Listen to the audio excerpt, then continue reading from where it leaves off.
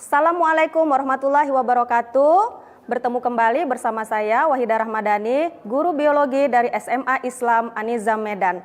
Apa kabarnya anak-anak sekalian? Semoga tetap sehat dan selalu dalam lindungan Allah Subhanahu wa taala. Nah, kali ini kita akan belajar biologi. Tetap semangat ya, karena biologi ini pelajaran yang menarik dan menyenangkan. Assalamualaikum warahmatullahi wabarakatuh. Selamat pagi. Hari ini kita akan membahas di seputar volume dan kapasitas paru-paru. Nah, pada saat bayi masih dalam kandungan, paru-parunya tidak berisi udara. Tetapi pada saat bayi dilahirkan, bayi tersebut akan menghirup udara di luar kandungan. Nah, sejak pertama kali bayi menghirup udara di luar kandungan, maka untuk selama hidupnya paru-paru akan berisi udara. Tekanan udara dalam paru-paru selalu berubah pada setiap gerakan pernafasan. Seperti halnya tekanan udara dalam paru-paru, volume udara yang dipernapaskan oleh paru-paru juga bervariasi. Ya.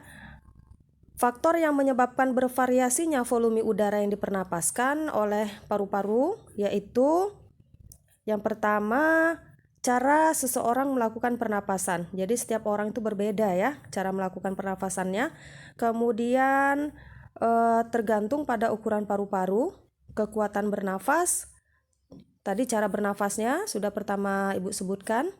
Kemudian posisi badan seseorang saat melakukan pernapasan juga ini menyebabkan volume udara yang dipernapaskan ini berbeda-beda setiap orang.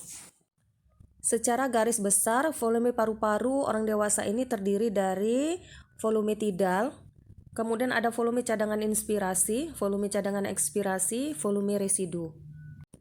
Kita bahas satu-satu ya. Yang pertama, kita bahas terlebih dahulu adalah volume tidal. Nah, volume tidal ini sering disebut juga dengan udara pernafasan.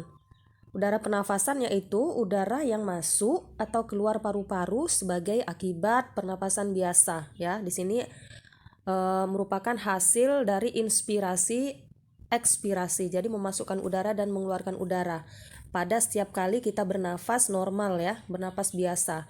Nah, untuk volumenya ini rata-rata atau lebih kurang 500 cc per mili pada rata-rata orang dewasa muda. Yang kedua, volume cadangan inspirasi. Nah, untuk volume cadangan inspirasi, ini merupakan volume udara ekstra yang dapat diinspirasi setelah volume tidal. Maksudnya di sini adalah setelah kita menarik nafas biasa dengan keadaan normal, kita kan tadi memasukkan 500 mili volume udara ya, yang bisa masuk ke paru-paru. Nah, setelah kita dapat menarik napas biasa, kita masih dapat menarik napas lagi sekuat-kuatnya. Udara yang masuk ke dalam paru-paru setelah kita menarik nafas sekuat-kuatnya ini dapat mencapai 1.500 mili. Yang ketiga ada volume cadangan ekspirasi. Untuk volume cadangan ekspirasi merupakan volume udara yang masih dapat kita hembuskan kuat pada akhir atau setelah kita menghembuskan nafas secara normal. Ini volumenya dapat mencapai 1.500 mili juga. Selanjutnya ada volume udara residu. Untuk volume udara residu, ini volume udara yang masih tetap berada dalam paru-paru setelah kita menghembuskan nafas dengan sekuat-kuatnya. Ini volume yang masih tersisa sekitar 1000 cc atau 1000 mili. Untuk kapasitas paru-paru ini terdiri dari ada kapasitas inspirasi, kapasitas residu fungsional, kapasitas vital, dan kapasitas total. Nah, untuk kapasitas inspirasi, ini rumusnya adalah volume tidal ditambah volume cadangan inspirasi. Volume tidal ini jumlahnya 500 mili ditambah volume cadangan inspirasi jumlahnya 1.500 mili. Jadi untuk kapasitas inspirasi ini totalnya adalah 2.000 mili. Untuk kapasitas residu fungsional, ini rumusnya volume cadangan ekspirasi ditambah volume residu. Volume cadangan ekspirasi adalah sekitar 1.500 mili ditambah volume residu ini sekitar 1.000 mili. Jadi jumlahnya adalah 2.500 mili. Untuk kapasitas vital paru-paru, rumusnya volume cadangan inspirasi ditambah volume tidal ditambah volume cadangan ekspirasi. Jumlahnya adalah volume cadangan inspirasi 1500 ditambah volume tidal 500 ditambah volume cadangan ekspirasi 1500 mili. Jadi totalnya untuk kapasitas vital dari paru-paru adalah 3500 mili.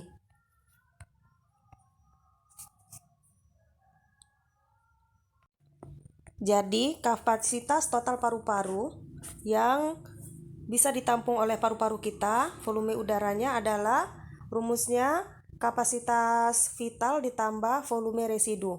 Kapasitas vital tadi di sini jumlahnya 3500, kemudian volume residu jumlahnya 1000 mili. Jadi untuk kapasitas total paru-paru kita adalah 4500 mili. Bisa kalian perhatikan grafik berikut ya. Di sini ada volume tidal. Volume tidal ini jumlahnya 500 mili. Kemudian ada volume cadangan inspirasi, jumlahnya 1500 mili, volume cadangan ekspirasi, jumlahnya 1500 mili, dan volume residu, ini volume sisa, jumlahnya 1000 mili. Nah, untuk kapasitas vital paru-paru ini merupakan jumlah dari volume cadangan inspirasi ditambah volume tidal ditambah volume cadangan ekspirasi. Berarti 1500 ditambah 1500 ditambah 500 adalah 3500. Untuk volume total paru-paru ini jumlah keseluruhan, yaitu jumlah dari volume cadangan inspirasi, volume tidal, volume cadangan ekspirasi, dan volume residu.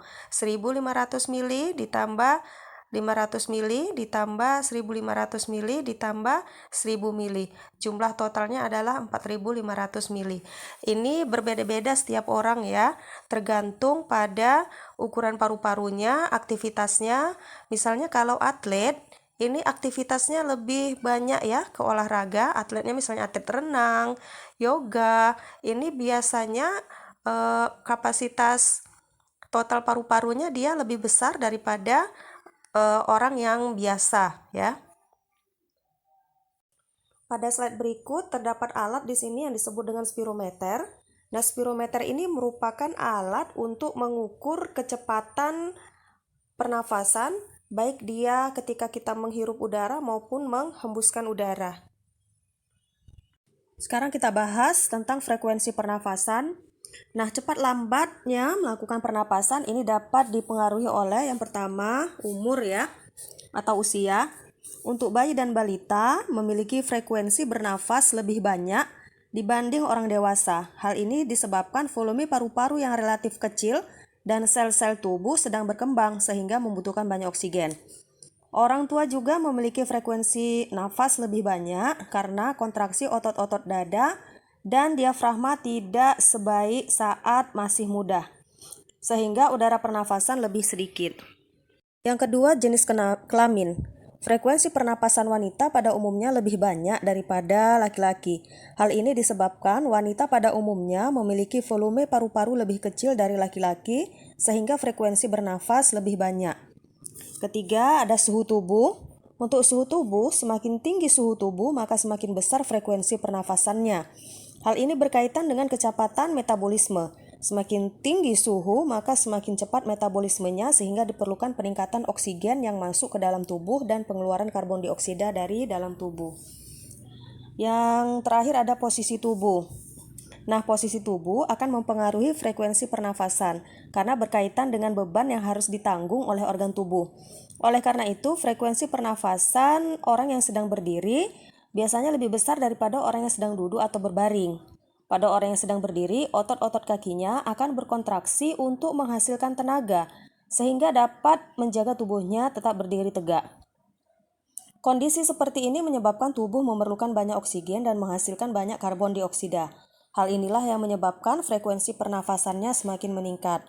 Pada posisi duduk atau tiduran, beban berat tubuh disanggah oleh sebagian besar bagian tubuh sehingga terjadi penyebaran beban. Hal ini mengakibatkan jumlah energi yang diperlukan untuk menyangga tubuh tidak terlalu besar, sehingga frekuensi pernapasannya juga rendah. Demikianlah pembelajaran kita hari ini. Sampai bertemu kembali di video pembelajaran berikutnya. Jangan lupa untuk like, comment, and share. SMA Islam An-Nizam, unggul, cerdas, Islami. Assalamualaikum warahmatullahi wabarakatuh.